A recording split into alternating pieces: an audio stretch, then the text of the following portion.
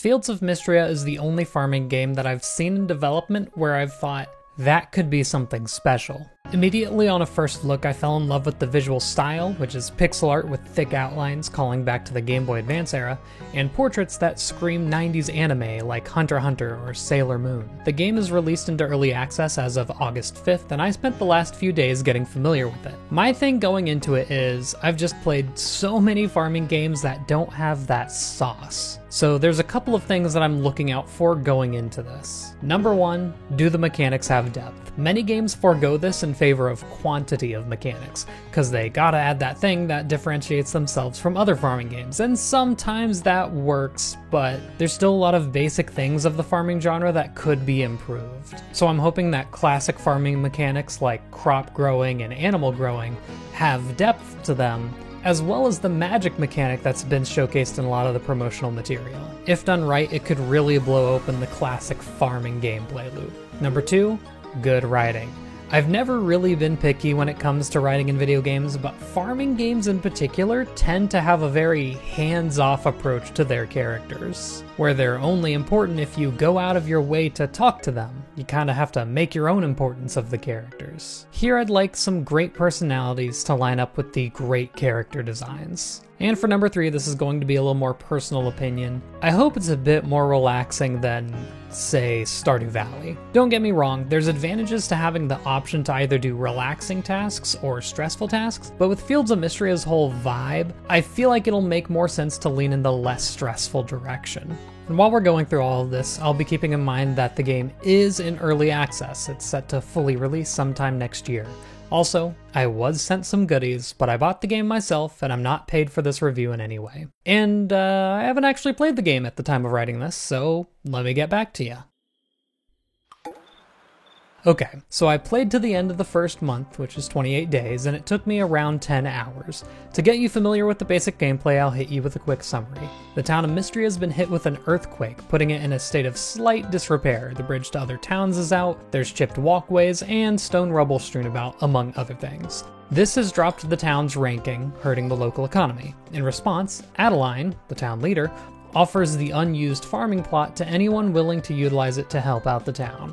You, the player, answer this call. So your main method of progression is improving the town rank, which you can do in three main ways. First, doing quests for the townsfolk. They'll ask for all sorts of items, and every now and again it'll lead you to getting a small cutscene where they teach you something about their trade, and other times it's a large project to repair something that was damaged by the earthquake. As far as I can tell, you get at least one quest a day, and it is usually random. Second, you can donate items to the museum. It's not just artifacts, there's also fish, bugs, crops, forage, pretty much anything you can find. The purpose is to showcase what the town has to offer to any visitors. Last, you can just sell items, which you'll be doing anyway. As you raise the town status, you'll occasionally unlock new systems like caving or milling, as well as some free decorations for your farm or clothing. So your daily loop is usually tending to chores, checking the quests, and then working towards completing those quests while pushing yourself forward in skills to make them all profitable. So then, what are the skills? First you have farming, which is your usual planting and harvesting crops. No real surprises here, it's the basis of the game. Ranching is its own thing, involving tending to your animals. There's different types of feed you can give them to make them grow faster and give different items. You can let them out to graze on the grass, and you can breed them to try and get new colors. There's fishing, and I know you're all dying to know what the fishing minigame is. It's Animal Crossing style, where the fish will nibble at the bobber a few times before biting. The timing to hook it isn't too tight, so it's very relaxing. Wood crafting is essentially crafting, but it also includes the process of foraging materials. While you don't get experience from foraging, you do get perks to improve it. From what I've seen so far, woodcrafting is purely decorative. There's nothing that's functional like sprinklers. Most items require a certain woodcrafting level to make, so if you want the really pretty decorations, you'll need to craft a lot. Archaeology is the process of finding artifacts either through digging, diving, or even fishing. All artifacts are able to be donated at the museum, making them precious. They also sell for a decent amount and make good gifts. Blacksmithing is how you upgrade all of your tools, weapons, and armor. Similar to woodcrafting, certain items are locked behind levels. And last, there's cooking. Here you turn items into food that can restore a lot of energy and always sell for more than the sum of their parts. And like the other skills, certain recipes are locked behind certain levels of cooking. And that's it. Except it's not. You actually unlock new skills as you go on in the game, like mining and combat. They're what you expect. And I'll be honest, there could be more. I might not even be there yet after 1 month of playing. All of these skills have perks that you can invest in by using a resource that you passively get while performing pretty much any action. These can be things like automatically watering a plot when you plant seeds, making ingots take less ore, and being able to find rarer fish or forage more often. Better perks are locked behind higher levels, so you have pretty good incentive to level up those skills. So let's get back to those questions. First, depth in the mechanics. So now's the point where I want to talk about the magic system. It takes a different approach than Sunhaven, which is another farming game that has magic. In Sunhaven, you have a bunch of small spells like a dash or a fireball that you're meant to use dozens of times in its applicable scenario. The spells in Fields of Mystria are big one-time expenses, like a full energy refill or watering all of your crops at once. And then it takes 4 days for 1 magic point to be replenished, or there are some consumables that replenish it as well. This does mean that you will not be using magic often, and so it doesn't have as much of a presence as I would have thought. As a lot of other YouTubers like to put it, this isn't Stardew with magic. Magic is simply another tool that you have in your pocket to pull out when you need it. As of right now, I hardly notice that I have magic most of the time, and that might change later down the line as I unlock more spells. But for now, it's pretty surface level. Where I did find depth was in the areas I didn't expect it. The first one I'd like to talk about is with the animals. There's a breeding mechanic where you can get animals with unique colors, with these colors having their own rarity level. Depending on that rarity, you'll earn points in a yet-to-be-added livestock competition. Otherwise, it's just cool to look at. So like each animal probably has a couple of colors, maybe 5 or 6. 15 colors for each animal. That's a ton. And the fact that you have to get it from crossbreeding different colors harkens back to breeding for flower colors and Animal Crossing, a mechanic that had me obsessive about flower placements. And I'm happy to see something similar to that. As another deep mechanic, cooking. Since the cooked items have a higher sell price than their ingredients, there's a lot of strategy in what items you grab. Water chestnuts are really cheap and rather useless on their own, but they can be cooked into some recipes that are easy to make en masse. Choosing which crops to grow is more than just checking which has the best gold to day ratio. It's instead choosing which ones you could cook into the best selling cooked dishes. Lettuce, for example, outsells potatoes easy, but if you have a source of milk and leeks on the side, you can make potato soup, which then curb stomps the profit of lettuce, which doesn't have an equivalent early game cooking item. It is random which recipes get sold at the end, so different playthroughs could have access to completely different moneymakers. And as you get deeper into the game, crops that were useless before could get a crazy cooking item that makes them great for profit. And the same logic extends to fish and forage items, inherently adding depth to them as well. So all in all, I'm very satisfied with how much thinking there is to do about simple things like choosing which crop to grow. Now for the quality of writing.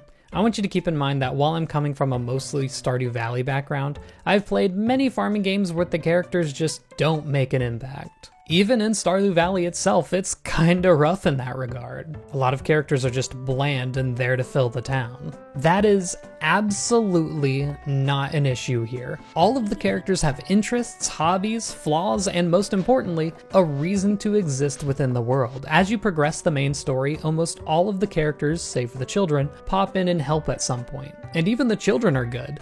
Luke here has a fascination with bugs, so he gets you started bug catching, and sure enough, his favorite gifts are bugs. Then when the kids are together, it gives a bit of a Cutie Mark Crusaders vibe. They're cooking up schemes, playing in the park together, and bothering their older siblings. The older characters all have jobs in which they will occasionally teach you some of the tools of the trade after doing a quest for them. It doesn't feel like you're the sole expert of everything important. They contribute to your growth. And then March. Oh, March. This is the jerk character. He's incredibly shy, so in any group setting he just kinda blushes and agrees, but when it's just you and him, oh, he lets you have it. He doesn't trust you at all. But when you do a good job at blacksmithing, he'll genuinely compliment you on your work before mentioning how it's not as good as his. This is the character I have the most hearts with. I just find myself around him a lot. It's not a problem. And in his 2-heart cutscene, he invites you to the blacksmith building alone. In one of the many situations where you're allowed to be a little bit of a dick, I say, "Oh, you're going to apologize for being mean?" And he's like, "No, Actually, I know what you're up to, fooling the rest of the town. When you're exposed for the fraud you are, I don't want people to think it's because I didn't support you. So here's an upgraded, enchanted hoe that sometimes refunds the energy you use. Was that a proposal? The Friday night at the saloon is an official event. Here you can see everyone play cards and D&D together, and the old girls drink and gossip, and they're so messy. There's no shortage of individual dialogue lines either. I always find myself surprised at how specific they are. Sometimes after I've donated something to the museum, they'll mention how cool they thought it was, hinting that it's a good gift for them. During the Saturday market, I caught a bunch of people in front of the food cart talking about their favorite menu items. More gift hints. Sometimes I'll be looking for an item for a quest, and here, Adeline is like, oh, you're looking for violets? I think they can be found over west. Like, crazy. There is a gameplay advantage to talking around and getting to know people, and it just kept me so engaged. So yeah, dialogue is fantastic. It really takes these already great character designs and brings it on home. And so we have the final question. Is it relaxing? Again, it's sort of a personal preference thing. Now is when we talk about the mines and how they work. Here you go down floor by floor, finding the staircase from either defeating enemies or breaking rocks, and every 5 floors you get an elevator unlock. Don't fix what isn't broke, I guess. The combat is noticeably slow-paced and a bit more strategic. With these slimes, you watch them jump and then get stunned. That's your chance to attack with your little combo. These rocks shoot projectiles that you can knock back for huge damage. There's a bunch of little interactions like these that prevent it from just being a spamming with your sword moment. Each enemy is almost a little puzzle to be figured out. The mines themselves have a little bit of everything just like outside, their own bugs and fish to catch, forgeables to find, and of course, rocks and ore nodes to break. This next part is a little bit of a spoiler of how the progression of the mines works, so skip the section if you would like. Every 20 floors, you have a gate into the next mines biome where you need to bring 4 items from the previous biome to move on. Doing so also unlocks another spell for you to use. As far as I know, this is the only way to unlock spells in the game. So your magic is tied to your progress in the mines. So I did have a little bit of an issue with this. One of the things it wanted me to find was so rare that I wasn't able to move on for another in-game week. And checking online, a lot of people had the same issue. So I suppose let this be your warning. If you find something unique in the mines, keep it until you leave that biome. Outside of the mines, there's no demanding mechanics. As I mentioned earlier, fishing is just the one fairly lenient timing minigame. Bugs don't run away, so there's no need to hard sneak. The game is much more about strategizing how to spend your days and where to allocate your money. So with the questions answered, let's do a little lightning round with some of the small things I both liked and disliked about the game. Whenever you get a new clothing item, it is permanently added to your pool of clothes that you can change at any time. You also get 7 presets to work with. This makes collecting clothing much more meaningful and allows me to make my own seasonal outfits. There are NPC locations on the map. Even if a shop is unattended, you can still buy from it. This allows the owners of the shops to be more mobile and involved in the town without it being an inconvenience. Items left on the ground stay for several days, so even if you don't have room for something, you can pluck it and come back later. Jumping is good. It sounds wild, but you know, coming from like Stardew Valley, jumping allows you a lot more freedom with decorating your farm without it inhibiting your movement, and it just makes movement in general more fun. There's a lot of time-based trades, like crafting using up time and passing out at night causing you to sleep in. I like the idea of time being another resource to use, plus it gives us a way to essentially speed up time if we want to, for whatever reason. And the last one, characters are never unavailable. They're up at the same time you are, and if it's late, the older characters are usually still up, and the younger characters are in bed where you can tell them goodnight or something. Now for the few cons. I'll be honest, these are all nitpicks. Nothing is design-wise wrong with the game. I do wish you could participate at the little activities at the inn on Friday nights. Either go drinking with the girls, play cards, or play D&D. It doesn't have to be anything extensive, just be like, oh, you spent an hour with them and you got a little friendship with everyone. It does feel like even though I can see all of them having fun, I feel like the outlier now. If I'm holding a furniture item, I can't open doors. This actually caused me to pass out once. I do wish that if a character mentions that they like an item, that it would fill their liked gift list. As it is, if I don't have the item immediately to give to them, I'll forget about it. 28 characters is a lot to keep track of.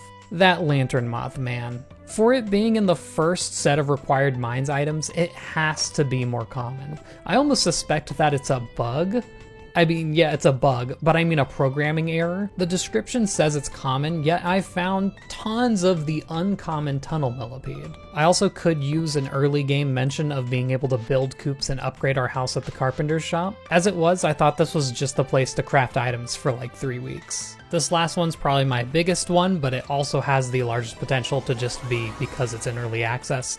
Magic just isn't that important. If we stay on the track of there being 1 spell every 20 mining levels, that means 6 spells total if there's 100 floors of the mines. We don't know how many floors there will be because that's still in development, but I would like to see at least 10 spells. And I'd like to see some not tied to mines progress. Getting some from high-level perks or something would be really cool. Again, they could already have that in the works, so egg on my face if they do. So yeah, like I said, mostly nitpicks. The game is still absolutely a blast. It's going to be a recommend from me.